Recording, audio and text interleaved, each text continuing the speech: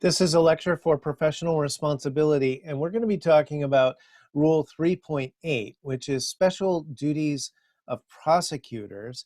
This is a really long rule with subprovisions that go A through H. And so we're going to divide this into two videos because I think it would be, if I was a student, I would think it would be tedious to sit through a discussion of the whole rule in one shot.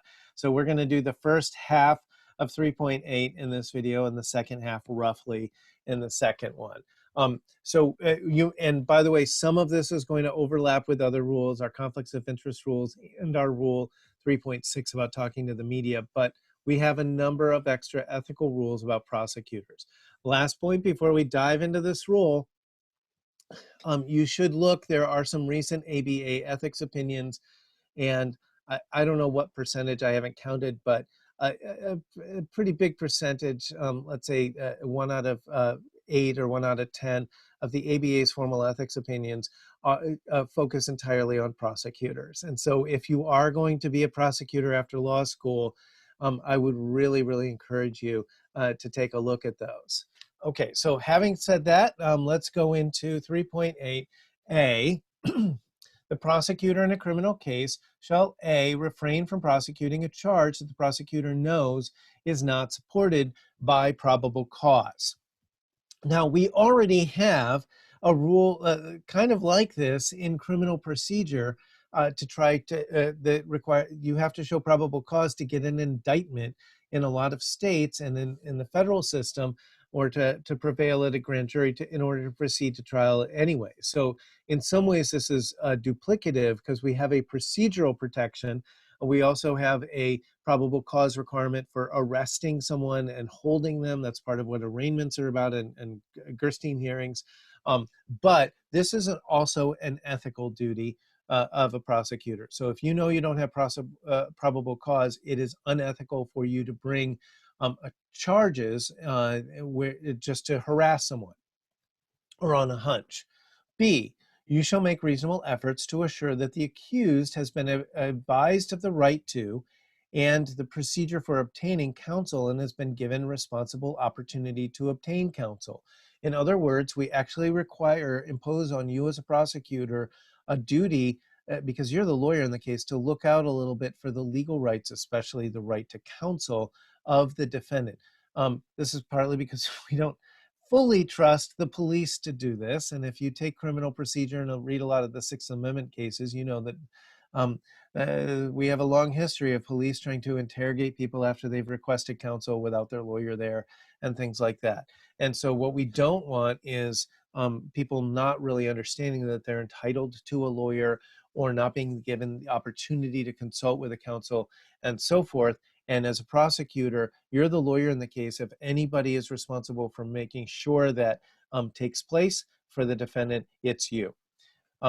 C, you shall not seek to obtain from an unrepresented accused a waiver of important pretrial rights, such as the right to a preliminary hearing. And so now prosecutors are super busy, a lot of them, and a lot of our criminal defendants are pro se, are unrepresented. And so I've read before reports that indicate that 70 to 80% of people who are arrested and face criminal charges can't afford a lawyer. And some of them are going to receive appointed counsel, but there's also this huge block of criminal defendants who aren't indigent enough to qualify for a free government lawyer, but in practical terms, we could call this the working poor in our country, are in practical terms can't afford a lawyer, even though they probably have too much income to qualify for a free lawyer from the government. So we end up with a lot of people who are unrepresented, and we're concerned about prosecutors taking advantage of them and exploiting them and saying, oh, why don't you just, you don't need a bail hearing, you don't need a pretrial hearing and stuff like that. It's a waste of time. How about we skip some steps and just go to trial? Well, actually, for the pro se, that those can be really useful for kind of start getting a better grasp about how the case works and what the charges are and what kind of proof is involved and what the elements are if they're a non-lawyer.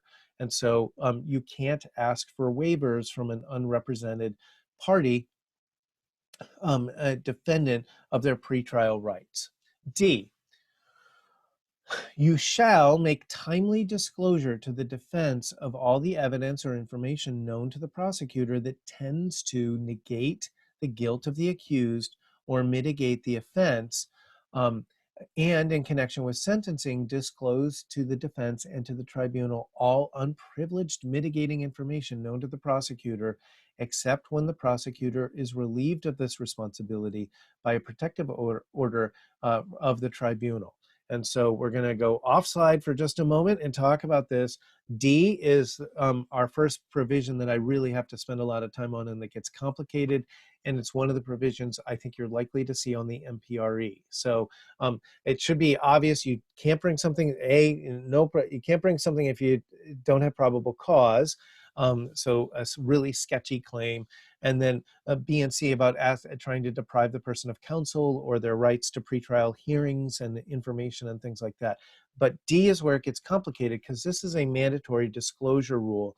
And we have a Supreme Court case, a line of cases that's very similar, but a little different. And you need to have the distinction clear in your mind.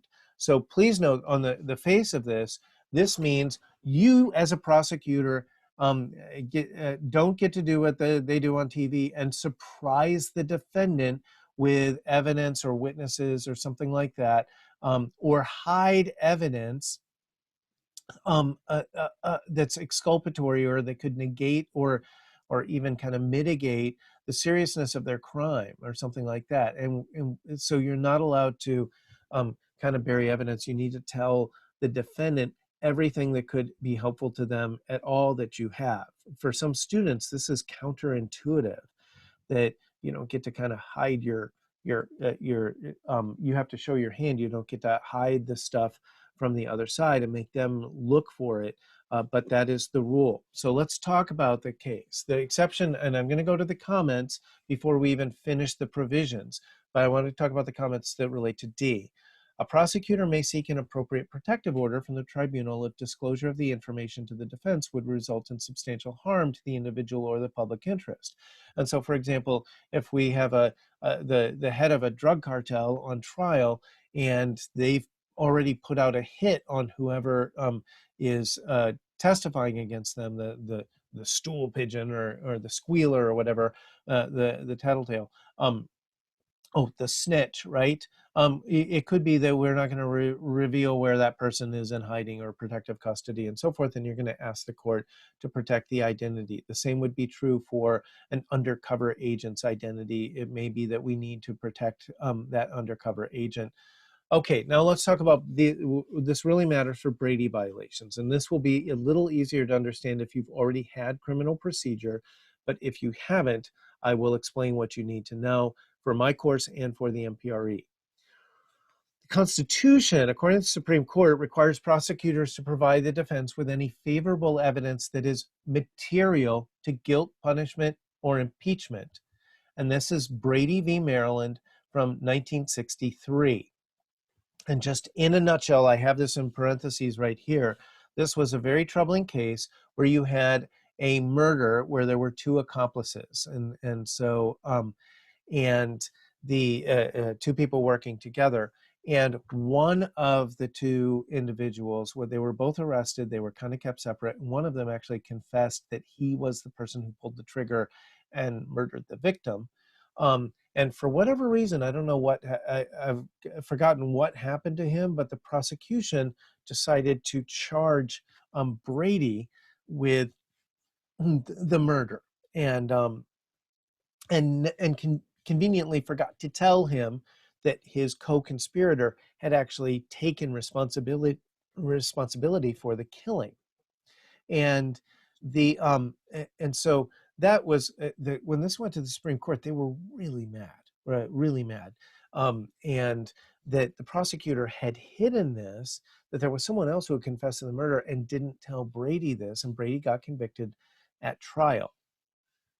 And so, and I don't fully understand what the prosecutor was thinking, but I think that the other defendant either disappeared or died or was already going to serve life sentences for other crimes or something, and they wanted a conviction for this murder.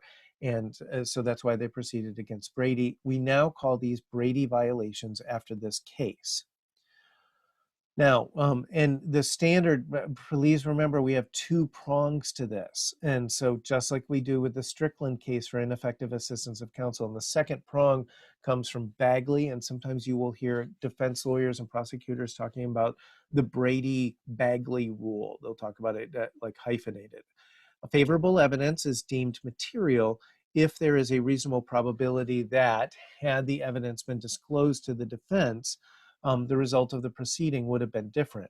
And so even though this looks like one rule initially, in Brady, they said the prosecutor has to turn over any favorable evidence material to guilt, punishment, or impeachment to the defendant. In a subsequent case, they defined what evidence is material, and that means that it would have changed the outcome of the case, and if it had been submitted. So this ends up being a two-pronged test in practice, where we ask, number one, is there evidence that the prosecutor didn't turn over that was favorable to the defendant? And this could be something like even impeachment evidence of one of the state's star witnesses. It doesn't have to be something as dramatic as someone else already confessed to the crime. It could be something like one of the witnesses testifying against the defendant has been convicted of perjury before, or check fraud or forgery or something like that, and so you fail to mention that. Or you fail to mention that the DNA test results were unclear or inconclusive. So most defendants, just to point out, give my students an unfortunate dose of reality, even where the prosecutor has done that, you still have to show that this evidence would have changed the outcome. And that's very hard to do. Remember, the police have to have probable cause to make an arrest. The prosecutor has to have probable cause to bring charges and to get an indictment. And so, and prosecutors have an incentive to only go to trial if they're sure they're going to win, so that they have more leverage in the rest of all future cases when they're doing plea bargains. And so if they went to trial against you, there's a lot of evidence besides that little snippet of favorable evidence they didn't turn over. And when an appellate court is reading the transcript after the fact, it's really an uphill battle convincing them that this one factoid that the prosecutor didn't tell the defendants or defense counsel would have changed the outcome, because there's going to be plenty of evidence of guilt. And so they often lose at this second prong that we got in 1985 from Bagley. Now here's the kicker. 3.8 is a higher standard than Brady violations. So Brady violations, we don't do anything to the prosecutor. We're going to reverse the conviction and send it back for a new trial. But 3.8 requires disclosure of all information that even tends to negate the guilt of the accused or mitigates the effect. So this could be even a smidgen favorable, right? It doesn't have to be material. And the Supreme Court has acknowledged this in a few cases. So even in Cone v. Bell in 2009, they said Brady only mandates disclosure of material evidence, but the ethical duty of prosecutors to disclose other evidence may arise under 3.8d. Kiles v. Whitley from 1995 said Brady requires less of the prosecution than Rule 3.8d or the ABA standards for criminal justice. And so remember that the Brady-Bagley standard means using a two-pronged test in practice, like Strickland, and that most defendants lose their appeals on the second prong. So here we go. Due process requires the prosecutors disclose material exculpatory evidence, and two, material means a reasonable probability that, had the evidence been disclosed to the defense, the result of the proceeding would have been different. I hope you see that, unfortunately, this ends up really putting kind of a burden of proof on the defendant raising an appeal for Brady violations. And then here's going to be one of our last points, I think, about this in this part of our lecture. Yes, and this is release dismissal agreements. So sometimes a person is arrested and they're charged with a crime, and then it turns out that, oops, the police made a little mistake, or something is wrong, and the prosecutor realizes they're not going to win. And So they decide to drop the case, but they want something in exchange for dropping the case. Trust me, if they want to drop the case, they weren't going to win anyways. But then they ask for a release from for any civil damages for false arrest or vexatious prosecution or something like that. So, and we call these release dismissal agreements. And this is a prosecutor's agreement to dismiss criminal charges in exchange for the defendant's release of any civil claims arising out of the arrest.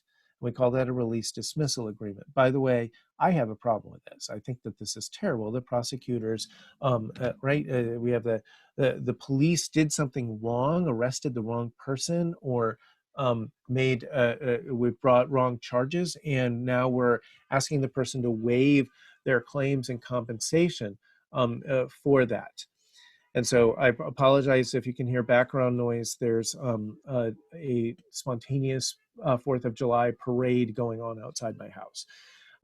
As a matter of public federal common law, release dismissal agreements are valid and enforceable if they are voluntary and there's no evidence of prosecutorial misconduct, and if the enforcement would not adversely affect the public interest. And the Supreme Court said this in Town of Newton v. Rumery in 1987 and said that these release dismissal agreements are okay. I think they're an abuse and are unfair. This is my opinion, I'm telling you now. But they are enforceable as long as they weren't coercive.